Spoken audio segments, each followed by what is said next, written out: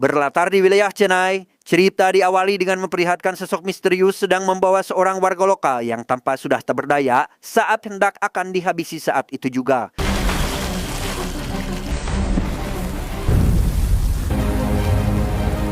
Selanjutnya kita akan diperkenalkan dengan sekelompok pencuri akan melakukan aksi pencurian di salah satu gedung penggadaian untuk mengambil seluruh perhiasan yang ada di sana sehingga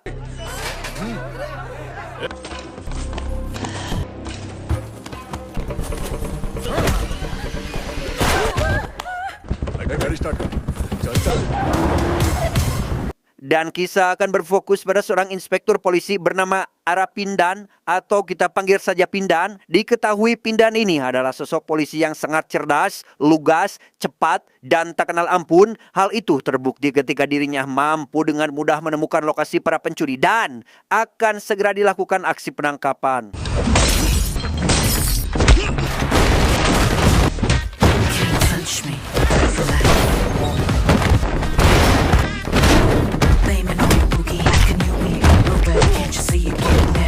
Bukan hanya itu saja, Pindan juga kembali berhasil meringkus jaringan sindikat bubuk terlarang setelah mendapatkan petunjuk dari anggotanya, di mana keberhasilan itu langsung mendapatkan apresiasi dari atasannya yakni Pak Komisaris.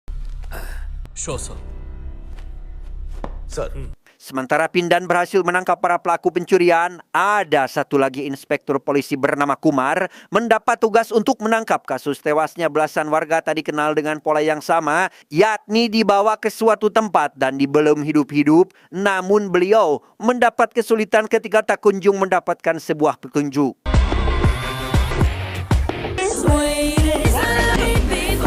Saat sedang pusing memikirkan kasus itulah, Kumar mendapat telepon dari orang misterius mengenai informasi keberadaan si pelaku. Namun ketika sedang menuju ke lokasi yang dimaksud, tiba-tiba Kumar mengalami insiden kecelakaan yang mengakibatkan dirinya harus dilarikan ke rumah sakit. Bahkan beritanya langsung tersebar ke beberapa stasiun TV. Tak ingin instansinya dinilai buruk oleh pemerintah, Pak Komisaris mengutus Pindan bersama salah satu anggota polisi bernama Manohar untuk melakukan investigasi menangani kasus pembunuhan berantai yang akhir-akhir ini terjadi di wilayah Chennai. Sebagai bahan investigasi, Pindan mengajak Manohar mengunjungi 6 lokasi kejahatan secara langsung. Dari ke-6 korban yang telah diperiksa, Pindan berasumsi jika kasus ini memiliki pola yang sama, yaitu menghabisi para korban dengan cara dibakar hidup-hidup demi menghilangkan sebuah jejak. Singkat cerita, esok hari pun Caang, Pindan pergi ke rumah sakit untuk melihat kondisi Kumar yang sedang dalam masa kritis. Ia kemudian menghampiri istri Kumar demi menanyakan perkembangan kondisi suaminya saat ini dan tak lupa menanyakan beberapa catatan penting yang dimiliki si suami untuk digunakan sebagai bahan investigasi. Selanjutnya kita akan diperlihatkan dengan kemunculan mobil serta sosok misterius di sebuah halte bus. Entah apa motif si pria misterius itu, tapi yang jelas ia membuat pingsan salah satu warga dan membawanya ke suatu tempat.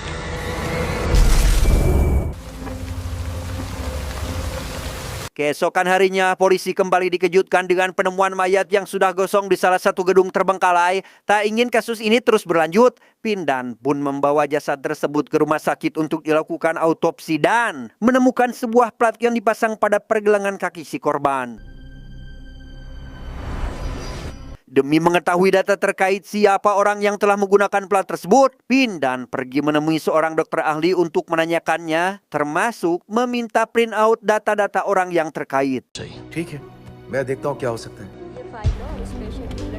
Di sana Pindan sempat menaruh curiga terhadap Manohar karena pergi ke rumah sakit yang sama. Namun kecurigaan itu tidak terbukti karena Manohar hanya memeriksa kesehatannya saja. Diketahui jika Manohar ini mengidap penyakit jantung langka yaitu kardiomiopati atau sebagai penyakit yang dapat menyerang otot jantung dan mengakibatkan kemampuan memompa jantung melemah. Dengan kata lain, Manohar sangat membutuhkan pendonor untuk melakukan transplantasi jantung secepat mungkin. Singkat cerita, Pindan akhirnya mendapatkan data mengenai orang-orang yang pernah menggunakan plat tersebut. Dari 40 orang yang telah menjalani operasi, ia menyimpulkan bahwa hanya ada 7 orang yang cocok dengan profil milik polisi. Sehingga tanpa berlama-lama, Pindan langsung pergi menemui orang-orang dimaksud sebagai bahan investigasi. दिखाओ तो।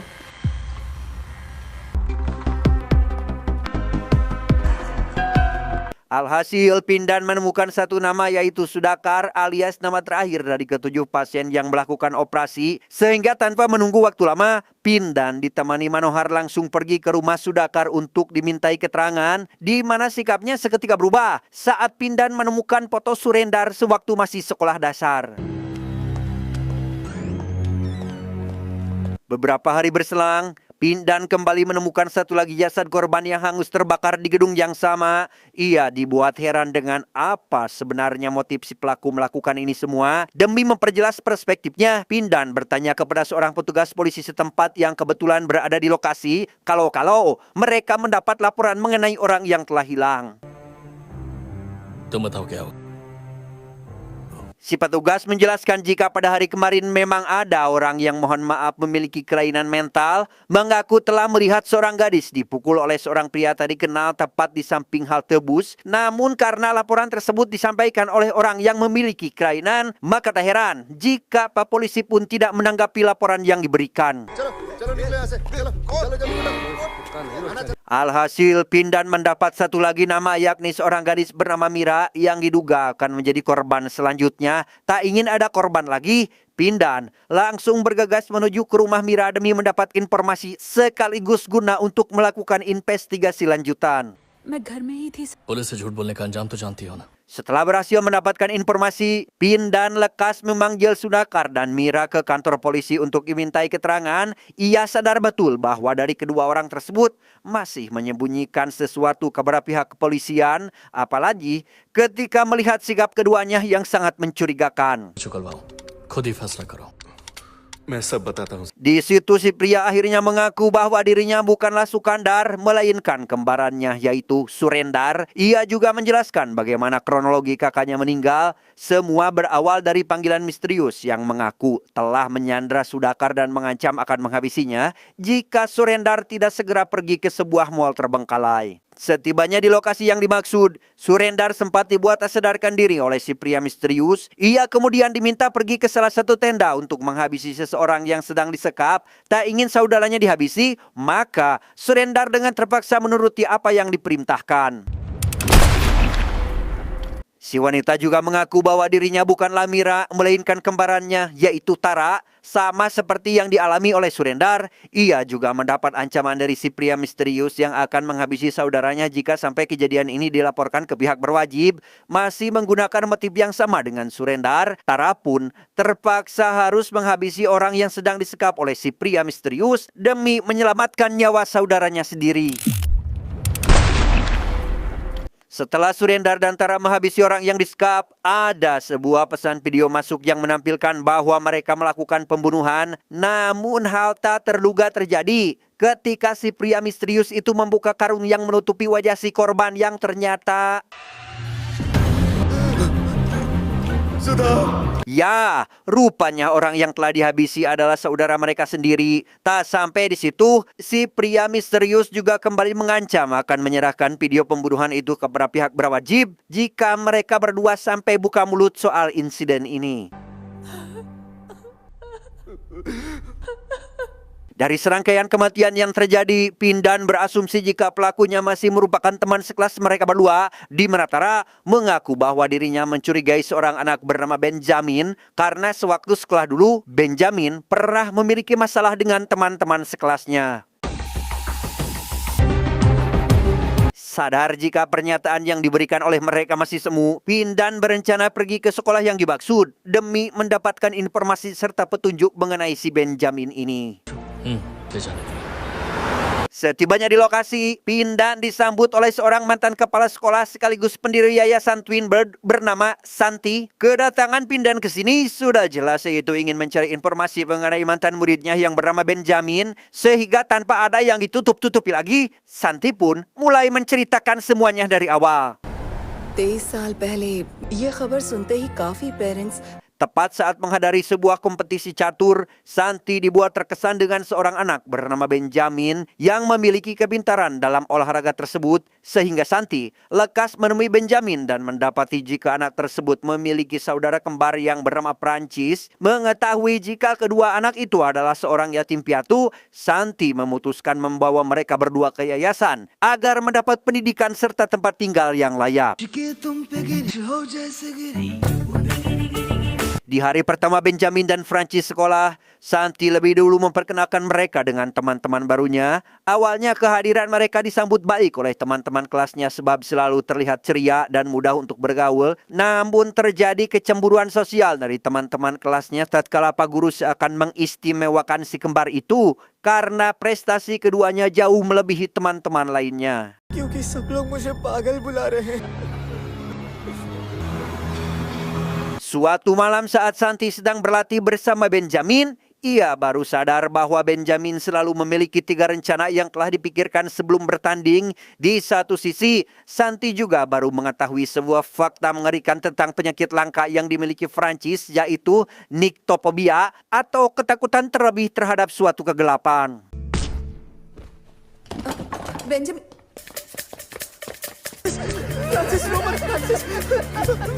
Ketika Benjamin sedang melaksanakan turnamen catur tingkat nasional, Prancis mendapat perundungan dari teman-temannya yang kali ini lebih parah dari sebelumnya karena mereka menganggap jika Prancis tidak bisa berbuat apa-apa tanpa ada bantuan Benjamin.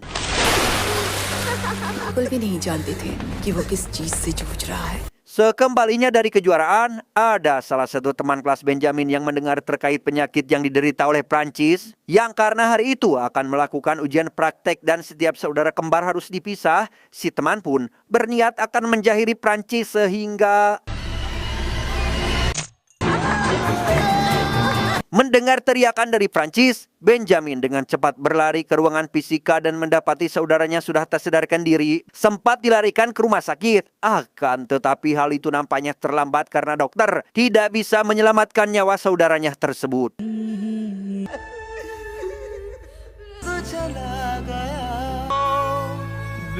Santi sendiri sempat akan melaporkan kejadian ini kepada pihak berwajib, namun sang suami malah membela orang yang salah dan lebih memilih mengorbankan Benjamin daripada harus membuat reputasi sekolahnya hancur. Karena sedari awal, si suami hanya memanfaatkan Benjamin sebagai bagian dari bisnisnya saja. Setelah mendengar semua penjelasan tentang kehidupan Benjamin, Pindan meminta beberapa detail informasi mengenai teman-teman kelas Benjamin dahulu, yang tentunya Santi bersedia memberikan semua detail pendaftaran serta alamat seluruh teman-teman sekelasnya Benjamin. बहुत जल्द मैं उसे ढूंढ लूंगा।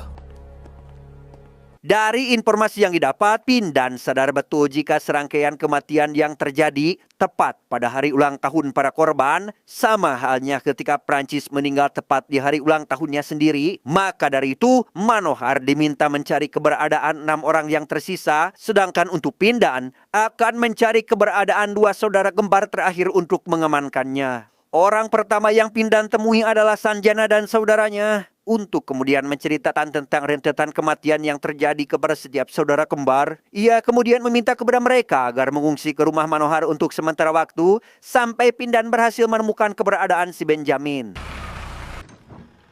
सर ऐसे हालात में Setelah berhasil mengungsikan si saudara kembar itu, Pindan berencana untuk mencari keberadaan saudara kembar lainnya yang bernama Deran dan Deraj. Akan tetapi keberadaan mereka tak sedikit pun diketahui oleh para tetangga. Bahkan teman-temannya pun tidak mengetahui di mana tempat tinggalnya sekarang. वो एगमोर में कहीं रहते हैं sir. Number है तुम्हारे पास? Keesokan harinya, Pindan menemui Pak Komisaris di salah satu gedung terbengkalai dan kembali mendapati jika ada satu lagi korban yang kemungkinan besar ada kaitannya dengan sosok Benjamin. Namun Pak Komisaris tidak terlalu mempermasalahkan hal itu dan meminta Pindan agar segera menemui Kumar karena ada hal penting yang harus dibicarakan. तो उससे मिल लो। ठीक है sir. Setibanya di sana, Kumar menceritakan jika pada malam sebelum kecelakaan, ia mendapat telepon dari pria misterius yang membuatnya langsung pergi menuju tempat yang dimaksud tanpa sadar jika dirinya adalah target si pelaku. Namun ia sedikit heran dengan si pelaku yang malah membawanya ke rumah sakit. Tepat di tengah jalan ketika Pindan akan kembali ke kantor, ia mendapat panggilan dari Santi yang hendak memberitahukan tentang kebiasaan Benjamin setiap tahun tepat di hari kematian Prancis, yaitu akan selalu menaruh karangan bunga pada makam mendiang saudaranya. कल फ्रांसिस की death anniversary है। Singkat cerita, malam pun poek. Pindan pun pergi ke komplek pemakaman demi mengetahui siapa sosok Benjamin sebenarnya. Beberapa jam menunggu, orang yang ditunggu-tunggu pun akhirnya datang, yang ternyata... Ya, rupanya Manoharlah sosok Benjamin yang selama ini ia cari, di mana Pindan berusaha menangkap Benjamin saat itu juga, tetapi...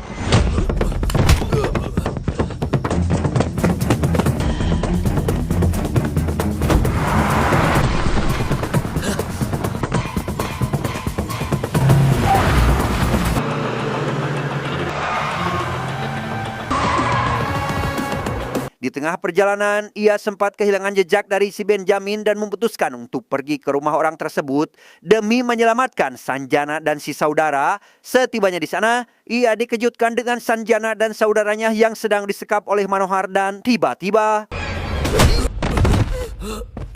Setelah terbangun dari pingsan akibat pukulan yang dilayangkan oleh Manohar alias si Benjamin, Pindan langsung membawa Sanjana ke sebuah mal terbengkalai yang pernah Surendar ceritakan, sekaligus menghubungi polisi agar segera menyusulnya ke lokasi yang dimaksud.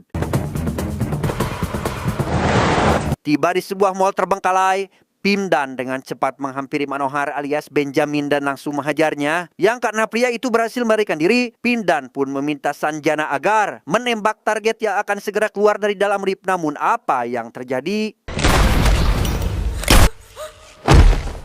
Ya, rupanya orang yang Sanjana tembak tak lain adalah saudaranya sendiri. Hal tak terduga pun kembali terjadi ketika kita semua berhasil terkecoh oleh sosok Benjamin yang sebenarnya, yang ternyata adalah Inspektur Pindan. Ingat ya, di mana Benjamin yang sebenarnya adalah Inspektur Pindan. Dengan fakta bahwa Manohar selama ini terpaksa menyamar menjadi Benjamin palsu setelah mendapat ancaman terkait anaknya yang akan dihabisi jika saja Manohar tak menuruti rencana yang telah disusun oleh si Benjamin asli, yakni Inspektur Pindan. Sir Saat situasi sedang keos itulah muncul Kumar yang berniat menangkap Benjamin saat itu juga. Namun siapa sangka Inspektur Pindan atau Benjamin menyerahkan diri ke polisi tanpa ada rasa bersalah sedikit pun. Apalagi ketika mengetahui jika selama ini dirinya berhasil mengelabui seluruh pasukan kepolisian. Saat sedang diinterogasi itulah sosok Benjamin menjelaskan kekesalannya terhadap sikap dari teman sekolahnya dahulu yang mengakibatkan saudaranya meninggal. Selama ini ia menderita setelah kehilangan satu-satunya anggota keluarga yang tersisa, dan demi membalaskan dendam tersebut, si Benjamin berencana untuk masuk menjadi anggota polisi agar kasus ini dapat diselesaikan oleh dirinya sendiri. जबकि मैंने आईएएस का exam clear किया था उसी वक्त मेरा Di sana, si Benjamin meminta kepada Kumar agar jangan menjebloskan Manohar ke penjara karena ia mengaku jika Manohar tak sedikit pun terlibat dalam aksi pembunuhan berantai ini. Court तुम्हें जरूर मौत की ही सजा सुनाएगी। Singkat cerita, esok hari pun tiba. Si Benjamin dibawa ke pengadilan dan dituntut hukuman mati atas insiden pembunuhan berencana yang telah ia lakukan. Pihak kepolisian sendiri sempat mendapat kecaman dari awak media yang dinilai lelet dalam menangani kasus ini. Namun Kumar dan Pak Komisaris menanggapi dengan santai mengenai pernyataan tersebut. आने के लिए धन्यवाद। Meeting is over. Malamnya, Kumar tak sengaja berpapasan dengan seorang pria yang mengaku bernama Deraz, meminta bantuan kepada Kumar agar menyelamatkan kembarannya Deran dari ancaman si Benjamin. Sadar jika sosok Benjamin akan menghabisi Deran di dalam penjara, Kumar pun langsung pergi ke lapas untuk menyelamatkan orang yang dimaksud. Dan lagi, Kumar telat sepersekian detik dari Benjamin yang ternyata telah menghabisi Deran, yang mana di situ Manohar baru mengingat apa yang pernah dikatakan oleh Santi mengenai kecerdasan Benjamin yang selalu memiliki 3 rencana tanpa disadari oleh siapapun. Si Benjamin menjelaskan rencana yang sebenarnya, yaitu ketika mencari keberadaan Deran dan Deraj, ia baru menyadari satu di antara kedua orang itu sudah berada di penjara, sehingga si Benjamin merencanakan hal yang sedikit gila, yaitu sengaja menunjukkan korek api miliknya di hadapan Kumar karena ia sadar pasca kecelakaan beberapa waktu lalu Kumar masih dalam keadaan sadar, yang hal itu ia lakukan agar Kumar menangkap dan menjebloskannya ke penjara demi bisa menghabisi Deran di dalam sana. Setelah balas dendamnya terpenuhi, Benjamin berencana akan mengakhiri hidupnya dengan akan meminum obat yang sebelumnya berhasil disita karena dirinya merasa sudah tidak memiliki harapan lagi setelah ditinggal oleh satu-satunya saudara yang ia miliki. Di akhir film, kita akan diperlihatkan dengan Manohar yang menyambangi makam mendiang Benjamin untuk berterima kasih karena Benjamin telah berjasa dalam hidup Manohar dengan memberikan jantung untuk ditransplantasikan. Tamat, ending yang sangat membagongkan. Pesan yang bisa kita ambil dari film ini adalah dendam tak pernah tidur, nafsu bernapas dalam diam, menunggu saat di mana logika runtuh, dan amarah mengambil alih tahta hati. Saya John mewakili jajaran direksi IQ7 yang bertugas mengucapkan terima kasih dan sampai jumpa di video selanjutnya. Adios. Bubur kacang kejo ketan.